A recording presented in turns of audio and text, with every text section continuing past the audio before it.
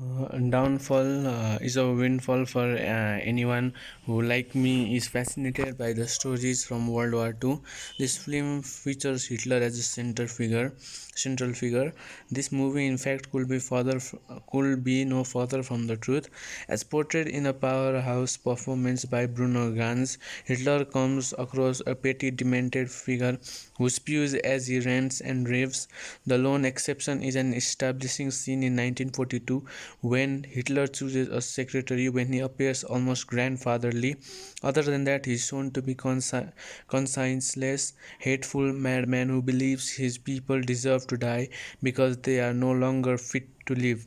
Based on memoirs of Hitler's secretary Traud Jones and Joachim Fest inside Hitler's bunker, Downfall goes from rigorous historical accuracy. The recreation of a bombed out Berlin are especially impressive, like in Stalingrad and the recent Pianist. Downfall takes us into the realistic replica of a city that has been devastated by countless days of bombing. Hitler, completely out of control, rants about betrayals by his henchmen and tries to place troops that no longer exist.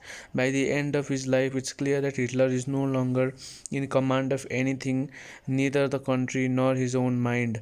The most sobering scene in the movie, however, does not feature the Führer. Instead, it centers on the wife of Joseph Goebbels. In a scene lifted out of the history books, she doses her children with a sleep draught. Then, when they are unconscious, she crushes cyanide pills between their teeth. She does this coldly, almost robotically. It's a chilling scene, and despite its bloodlessness, it's difficult to watch. This kind of blind devotion offers evidence of why Hitler was so dangerous at the height of his power. What kind of charisma would it take to convince a mother to murder her children rather than let them live in a world where Nazi party was dead? By the time the Russians arrived, the film is essentially over.